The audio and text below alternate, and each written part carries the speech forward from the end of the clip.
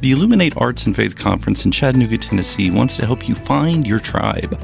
Do you get way too excited about quoting Wendell Berry or C.S. Lewis in conversations with coworkers? Does your Spotify playlist include hymns, a little jazz, and a whole lot of Andrew Peterson?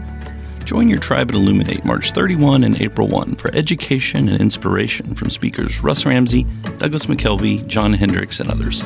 Find a complete list of session topics and ticket information at southern.edu/illuminate. In 2024, I set out to meet as many poets as I could and spend an hour with each one. I got more than I bargained for, more insight, more clarity, more hope. It's proved to be one of the richest highlights of my life. 17 writers, 17 deeply human conversations that made me sit up and pay attention. Franz Kafka once said, if the book we're reading doesn't wake us up with a blow to the head, what are we reading for? A book must be the axe for the frozen sea within us. And that's what I hope this new book will do. I hope it wakes us up, my friends. I hope these conversations will be the catalyst for something to be reawakened, re-enchanted, and reinvigorated. It's called An Axe for the Frozen Sea, Conversations with Poets About What Matters Most. I'm Ben Palpin, and I hope you'll come and listen in as I spend a little time with poets like Lucy Shaw, Malcolm Guite, Dana Gioia, and Lee Young Lee.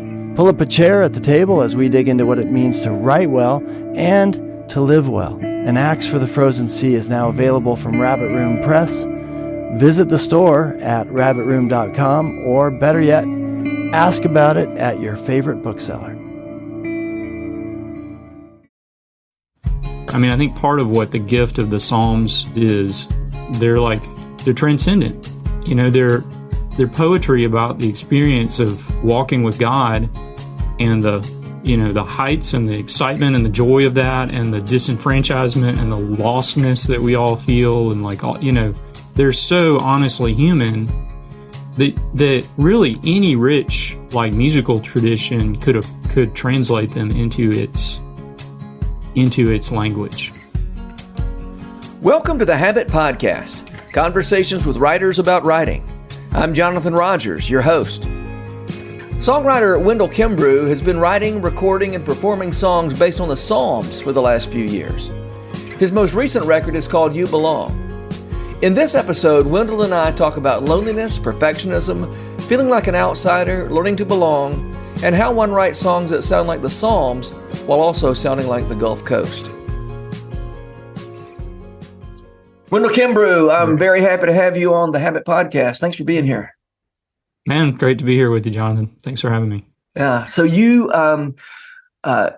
just, at some point in the last few months, released a third album of songs based on the Psalms. Was it this year? Yeah. It was in the last few months that you released it. Yeah, August, July of this year. Yeah. You Belong is the name of that. You directed me to a thread in which you talked about where that title comes from, and I loved it. I want to hear you say more about that. You Belong. This title song is based on Psalm 87. Which is the glorious things of thee are spoken song. That's right. Yeah.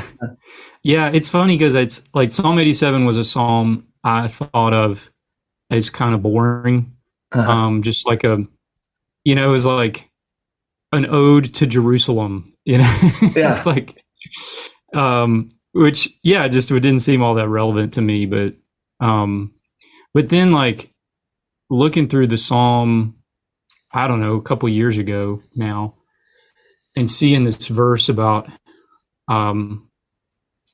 where Yahweh says to Assyria and Egypt, there's people from all these countries that are enemy nations for Israel, and God is addressing them and saying, this one was born here and that one was born here, and essentially reassigning birthrights, saying these enemies of Israel were born. Yeah. You were born in Jerusalem. It's and it's and it kind of floored me, because it's these are people that the ancient Israelites would have said you guys do not belong here. And God is saying, you belong here as if you were born here. Like, you belong here as much as anyone. You are part of this Jerusalem that I'm building. You're welcome here. And it shifted what the psalm is about for me from just being about, hey, Jerusalem's great and its walls are really strong. And it's, because there's some of that language in there too. Yeah. It's like, what a beautiful city this is. It shifted it into being a song about belonging and who belongs in God's family. And it just struck a nerve in me as somebody who has often felt like an outsider and struggled with, am I part of the community? Do I matter here? Am I valued here? Like suddenly that psalm was kind of touching that nerve in me, and I'm hearing God say, like, people who may think of themselves as outsiders or alien to my family, like, they're gonna have a new birth certificate. They're gonna belong in my community, in the new Jerusalem that I'm building.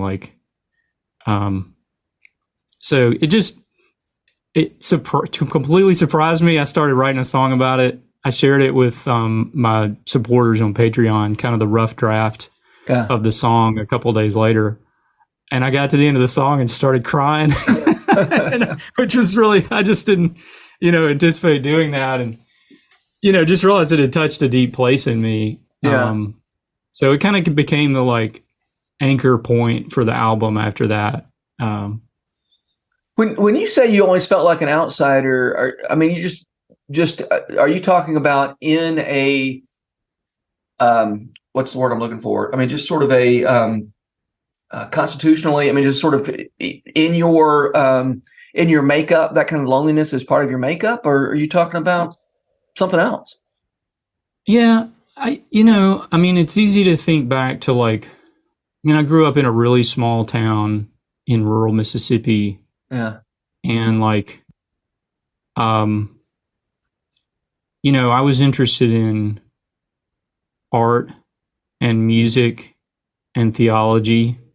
Yeah. I didn't want to play football, yeah. I definitely, by the time I was 13 or 14, I wasn't driving a big truck, nobody was at 13, but it was pretty clear to me, I was not going to fit in really in a lot of ways where I lived. And I think the sad thing, looking back on this now, thinking about my own, if I could talk to 13 or 14-year-old Wendell, what part of what happened there that I think wasn't healthy was I kind of went macho in a way, in my own way. I kind of said, well, I don't really need community. And because I was a Christian, I kind of Christianized that. And I kind of developed this Christian hero kind of mentality of it's me and Jesus against the world. Yeah. And I don't really need anybody else, Yeah. But really that was just spiritualized language to kind of cover up my feeling that I didn't belong and my fear of being vulnerable. And, so I didn't in a lot of ways I stopped trying to connect with my peers. And just kind of went into spiritual superhero mode. Yeah. It took me a long time to kind of untangle that. I was in my 30s before I really started to recognize how deep just the longing to have a group of friends, to be connected to people, to share interests, just how deeply that had been part of my kind of formation. I'm kind of in deep waters here. I don't know. You have to pull me back here. Well, no, I think that kind of loneliness is, there are a lot of people doing creative work who are working from a place of loneliness. Yeah. So I think this is a perfectly appropriate topic here. Yeah. How did you begin to pull out of superhero mode?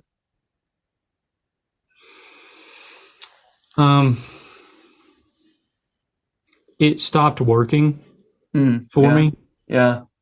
That makes a lot of sense. Yeah. I was I was probably late 20s. I'd gotten married.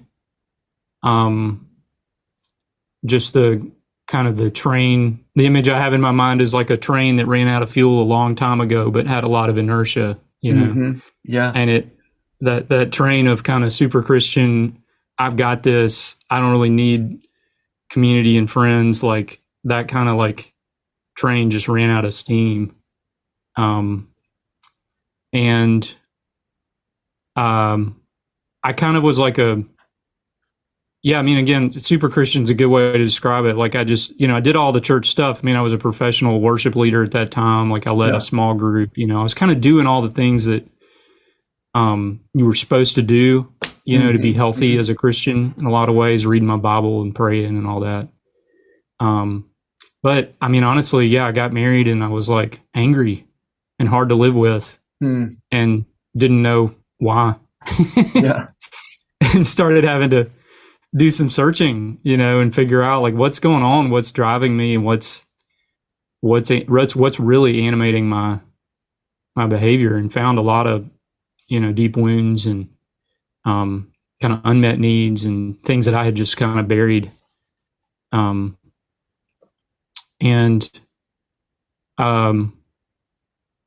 make a long story somewhat short, I mean, I'd say that kind of started a recovery journey of kind of recovering my heart, and trying to figure out like who's my real self, and just waking up to my real deep need to be loved and known and seen by other people. And I stumbled my way into a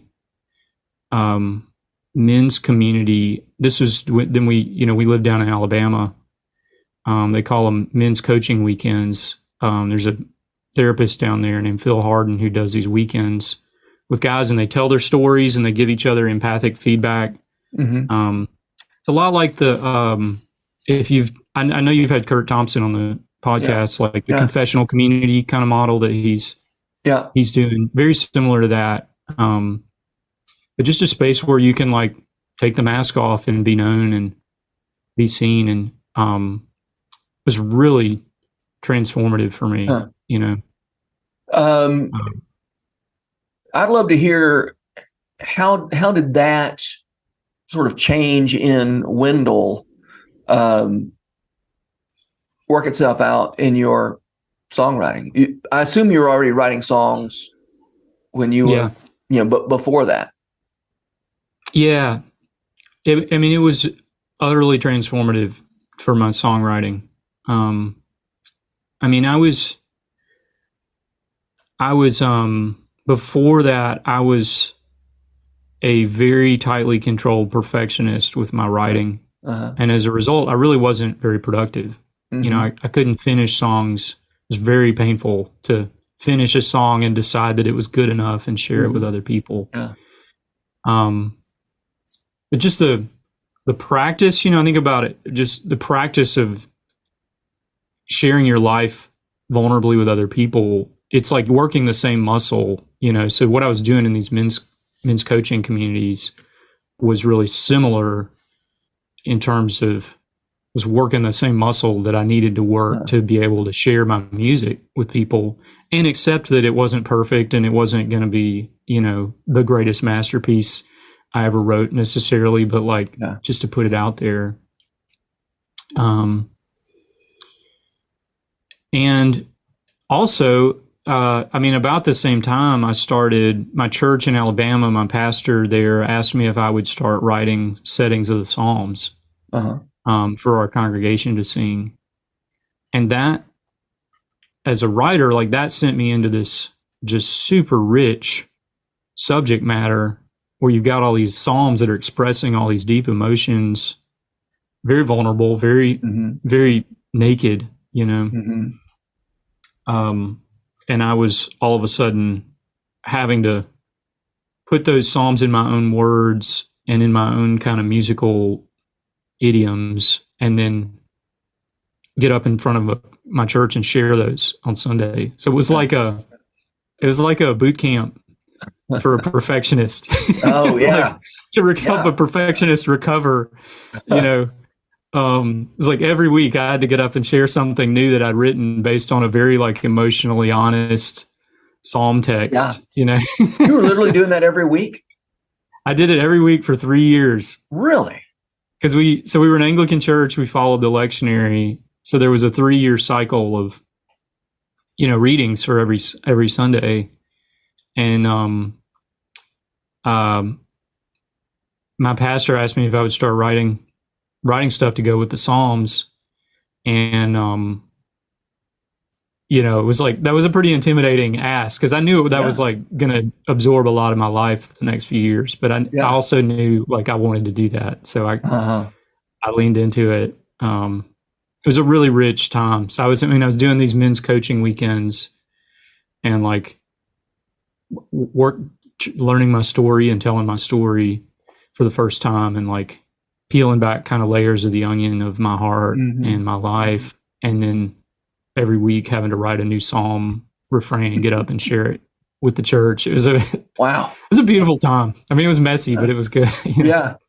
Did the Psalms provide you with some cover that allowed you to be a little more honest? Because if there was any danger of you being overly naked or whatever, you say, I'm just yeah. It's not me, it's David. Yeah. Yep. Absolutely. Yes, and praise God for that. I remember doing the one that's coming to mind is Psalm 69. And the refrain I wrote for the song I wrote for it's called Draw Near. It's on my album Come to Me. And it's this bluesy, soulful, just mournful lament, and I had to get up and do that in front of my congregation, and I felt really nervous doing it because I really felt the psalm, like it really resonated with me. So I felt like I was just being naked and my own heart was on display. But it was just Psalm 69 for everybody else, and they were just experiencing. And so I got all this great feedback that was very like, it wasn't about me. People weren't coming up and being like, "Are you okay, man?" It was like, they were just like, and it was actually really positive. People were like, that really touched me and resonated with me. And, Psalm 69, I'm going to go home and read it. And, there's like, cool, I can do this. Like, this feels like it's kind of, it covers a good word, like kind of a safe way to start being more naked. Yeah. Yeah.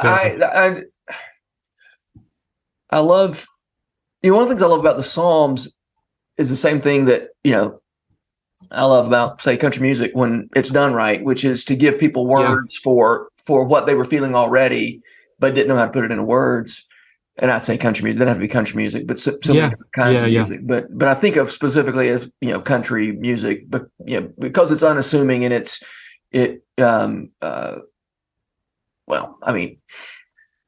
maybe has an audience that is a little, doesn't expect to be articulate. I don't know why I'm about to dig myself a hole I don't know how to get out of. But well, I think it's music in general, right? When a song really touches you, a lot of times it's because it's giving expression to something that you've felt deeply, but maybe have not either admitted to yourself or been able to like articulate, Mm-hmm. And I think good country music does that really viscerally. But I would say, across genres, that's to me, that's like a thread in the music that really gets me. It's like, this just gave language to something I've been feeling. Yeah. I guess the reason I'm talking about country music is you already mentioned, small town Mississippi, where you felt like I'm the only person here who cares about, the arts or whatever. But then your neighbor who thinks he doesn't care about the arts is being moved by something that's he's hearing on the radio. That's right. Yeah. That's right. Because we're all human. Yes. Yeah. Except the AI robots.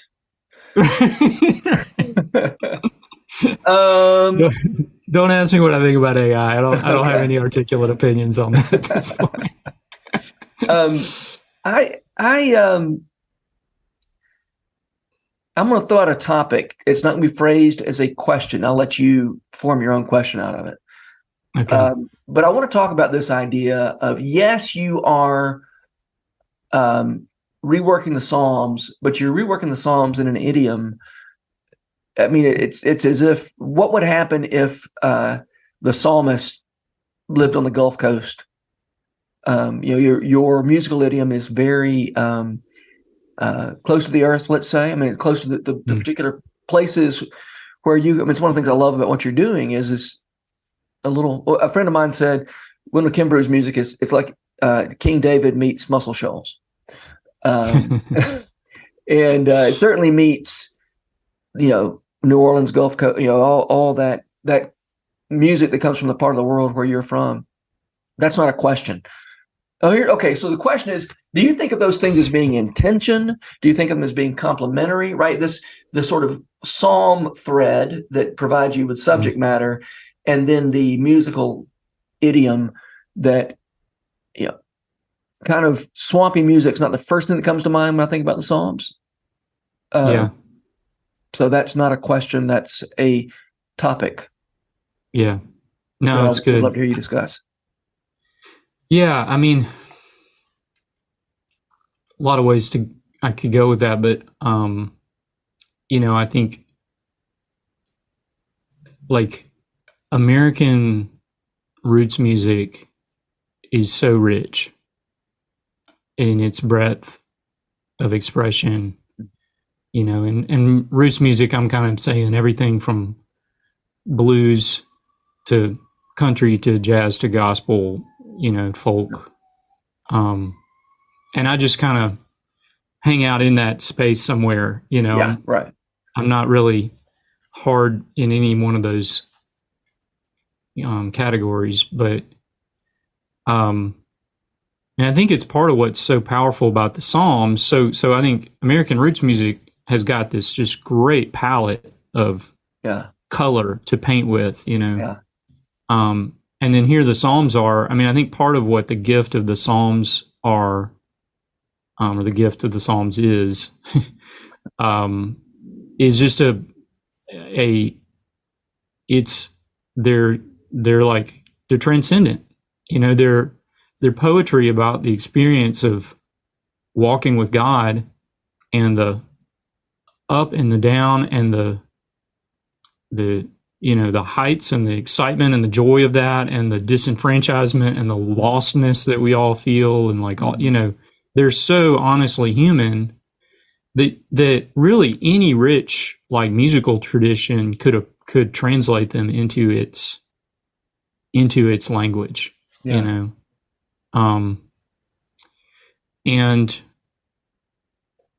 I'm very Eugene Peterson influenced, when he talks about why he wrote the Message, just the Bible's supposed to pack a punch, and it should feel salty and gritty. And of all of the Bible, certainly the Psalms, should be done in a way that that visceral energy is there,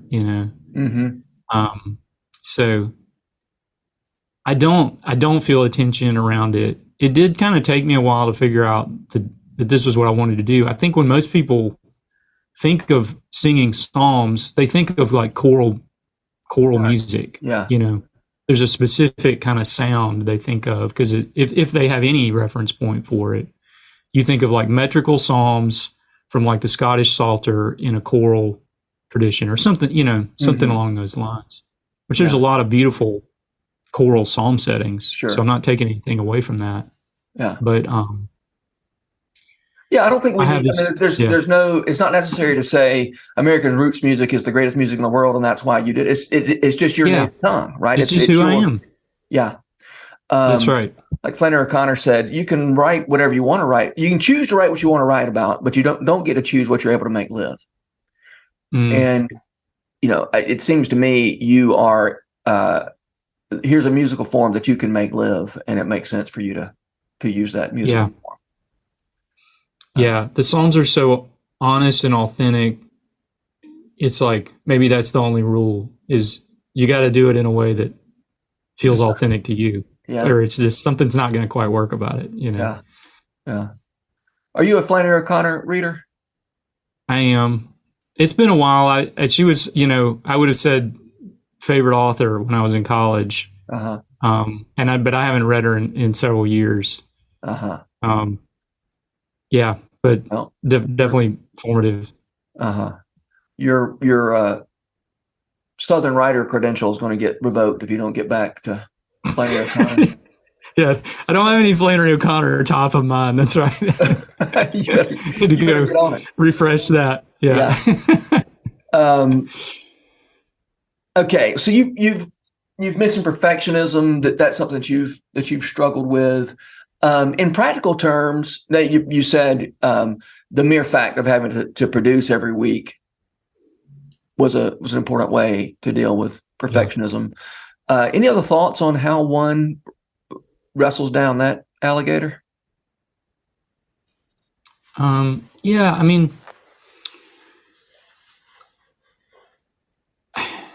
there's both like a practical thought and then a deeper thought, maybe. Like, I think for me, a lot of the journey has actually been about trying to understand the story behind my perfectionism. And like, why is it that I feel like I've got to be X, Y, and Z, you know? And ultimately, a lot of it comes back to, for me, like feeling like if I'm not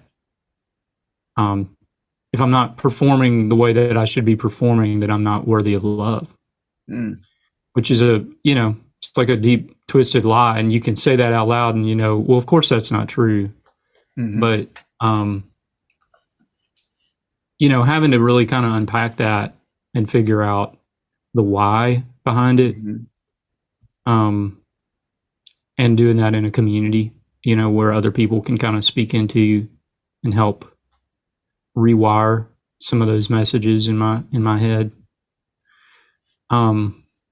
When I was writing a psalm every week, I kind of came face to face with my limits with regard to my perfectionism. And so it's like, while I was doing this kind of deeper work of trying to figure out why do I keep getting stuck in my process, I also practically I had to kind of tweak my process. And part of what I did was I tried to create two different spaces where, like, I literally had a different room that I went into to be creative. And that was like where the piano was, and that was the sanctuary. And I just tried as best I could to kind of check my inner critic at the door and just like let ideas be ideas. Yeah. And then I would capture those ideas, come back 4 days later and listen to them editorially, and think about, is this good enough? How can this be tweaked? Does it in the same room? Were you going back in the same room? Different room. Room. You got one room for the ideas and one room for being editorial.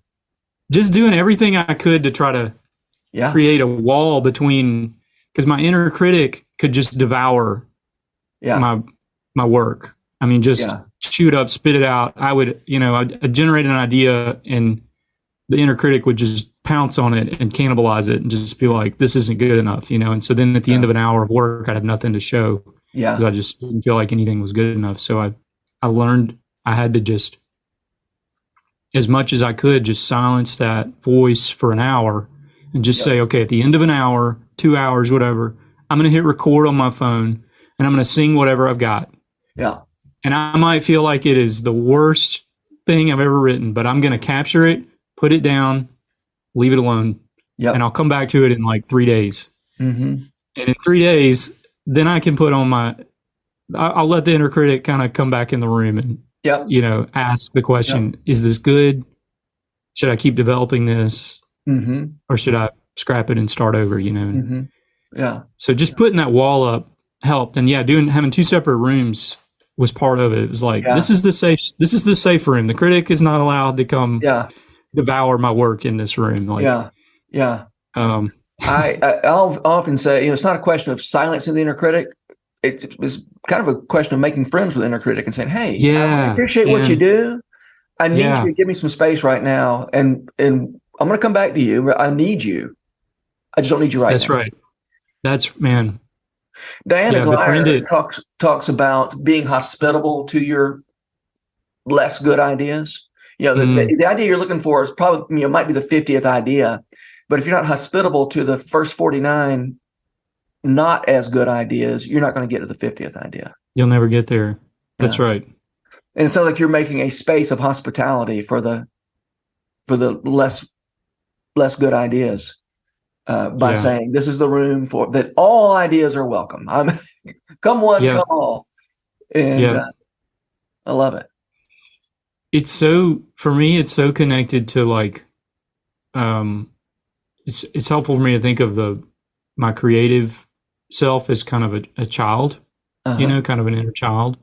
And like, if you yell at that kid enough and tell it his ideas, tell him his ideas are not good, he's going to stop coming out of his shell, But in the same way you would like sit with a kid and they might draw something that looks weird, or whatever, that's not very representational of what they think it is or whatever, you say, hey, that's great, and keep it up. Let's keep going, and then that kid can become an artist eventually, Yeah. One thing, when you talk about having to produce every week, and I have to do besides doing a podcast every week, I do this Tuesday letter to writers every week, the Habit Weekly.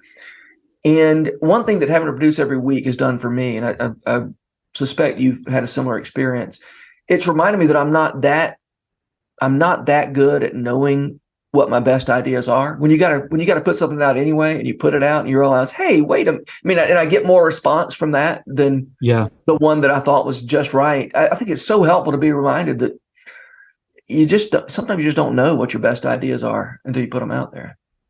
That's so right. I mean, that it's like, it's humbling for the inner critic. If your inner critic is used to running the show, and it's like can kind of be like a bully, in your internal dialogue. It's like all of a sudden the other members of the internal family are kind of like, hey, Mr. Inner Critic, they actually really liked that one, Yeah, right. All these people that we just shared that song with came up and were like, hey, that was really powerful, and it kind of mitigates a little bit, or it kind of, I don't know, balances, the power of that critic a little bit. It's very humbling and very just connects you to your listeners, readers, whoever it is, in a way that makes you realize like you really need them. And they can see and understand your work in a way that you can't. You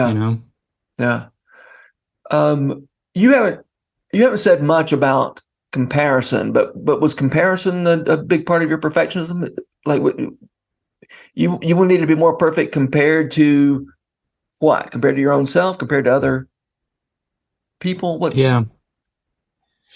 It's definitely a great temptation for me as an artist. I mean, I think, I probably have to reflect on this a little bit, but like, when I think back to like the kind of my wounds around belonging that we were talking about earlier, there was this real part of how I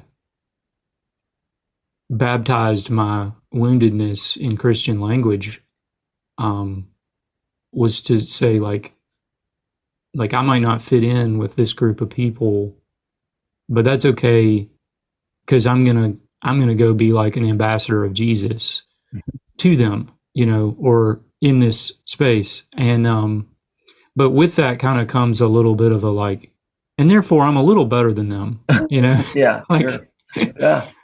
And that, I think that's a deep part of the thing for me, is like needing to be better than in order to be good enough, And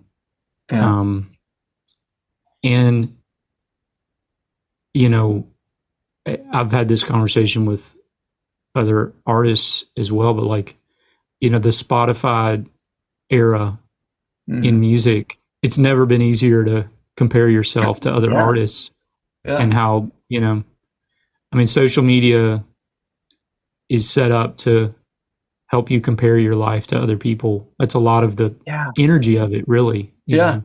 It's when very I was in shame-driven, junior high, I often. could imagine whether people, like me or didn't like me. But now kids have data.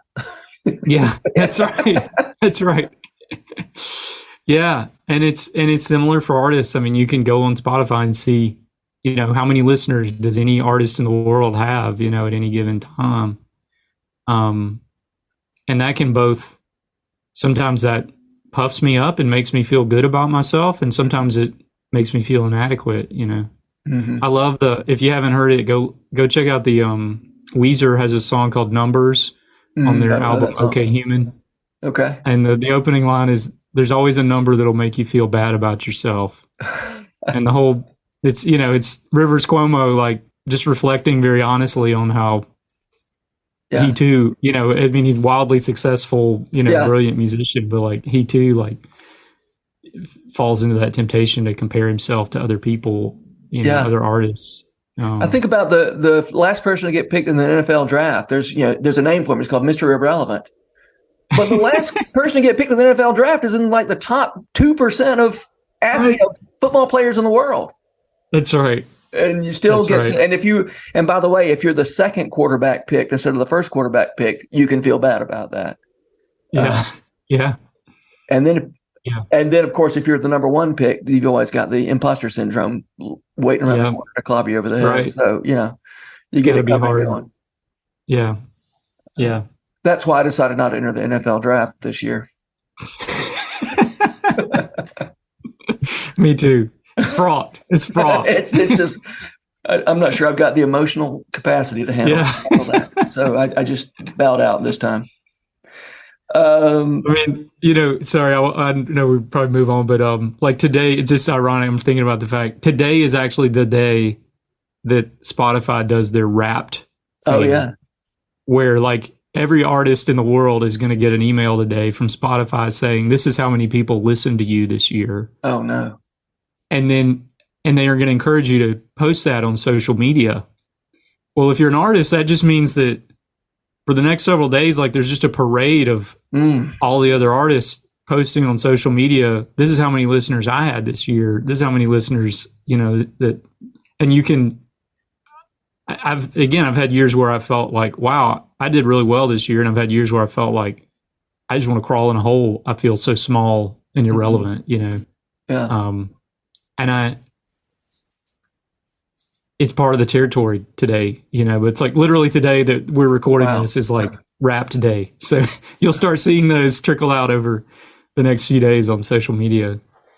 Okay. Wow. Well, we'll pray for you in the hour of your need. Yeah, thank you. That's a bad day. Pray for me and all artists. Day. What's that? I was like, somebody, what's the Douglas McKelvey should write a prayer for artists on Spotify Wrapped Day. No kidding. Yeah. Or maybe I should write that prayer. Yeah, I always say release day is the loneliest day for a writer. The day the book comes out, when you think the world's going to now the world's going to notice. Yeah, and the world's got other things to do. They're all real busy. Yeah, they're super busy. It's probably the biggest thing that's happening to me today, but it's not the biggest thing happening to the world. Mm-mm. All right. I typically end with the question, who are the writers who make you want to write? So what makes you want to go sit down and write? Yeah. It's a great question. Recently, it's a couple people come to mind, like, actually this year, Harrison Scott Key. Yeah. Just from your part of the world. Yeah, that's right. I mean, I've realized we have a lot of layers of overlap, and a mutual friend. I'm hoping I get to meet him someday because I love his work. But there's something very compelling about the level of honesty in his writing. Yeah. I think it stirs a desire in me to be more like, just to share my own story more publicly, and talk more about some of the inner workings of my life. Because it's such a gift to other people. You feel you feel not just connected to the author, but you feel permission to be human. Mm-hmm. You know, Yeah. when somebody kind of lets the wall down and takes off the mask. Yeah. So that's really I inspiring. assume you're talking about you've read the How to Stay Married. Yeah, that's the one. But even, you know, I mean, even his other stuff, but that's definitely the one. Yeah, How to Stay Married this year. My wife and I read it together. Literally, like, sat there holding a book. We've never done that before. Like, just holding a book. Literally read it together. Page turner. Yeah, we were like on a trip, and we had some time where we were in a hotel room where, like, once the kids went down, like, we were kind of pinned down, you know, and we had that book, and it's so good and so compelling, you know. We found ourselves just sitting there, like, holding the book and turning the pages, like, are you done? Yes, I'm done, you know. That's funny. But yeah, musically, I mean, there's a lot of people, but I'd say one that jumps out is Paul Simon. Mm-hmm. What I love about him is, like, and what makes me, when I hear him, it makes me want to write, is like he's continued throughout his career to kind of like chase a creative muse, and also to, like, write about just real stuff. Yeah. He's not like, there's a lot of artists, it's like they kind of have their success and then they kind of just do some version of the same thing that gave them their success for the rest of their careers. Yeah. And he's you know, he's writing songs I don't know how old he is now, probably late 60s, early 70s. He's, like, been writing songs the last couple decades that are, like, about that season of life and, like, the things he's thinking about, you know, in that season of life. It's not, he's like, not like recapturing the glory of, you know, 80s Paul Simon or 70s Paul Simon. Yeah. And yeah, he makes me want to keep writing and keep stretching and keep growing and keep telling the truth too, as well. Yeah. Yeah. Great. Well, Wendell Kimbrough, I'm so grateful that you made time to talk, and I'd love to, excited to see what you do next. Yeah. Thanks, man. Really enjoyed chatting with you, Jonathan. This podcast is brought to you by The Rabbit Room, where art nourishes community and community nourishes art. And all our podcasts are made possible by the generous support of our members. To learn more about us, visit rabbitroom.com. And to become a member, rabbitroom.com/donate.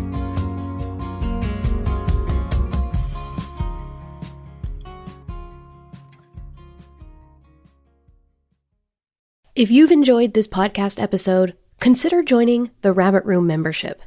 Your membership helps sustain this community, funding everything from publishing and podcasts and theater productions to events and programs that support artists who create with a Christ-centered vision. We'd love to have you on board. Learn more at rabbitroom.com/member.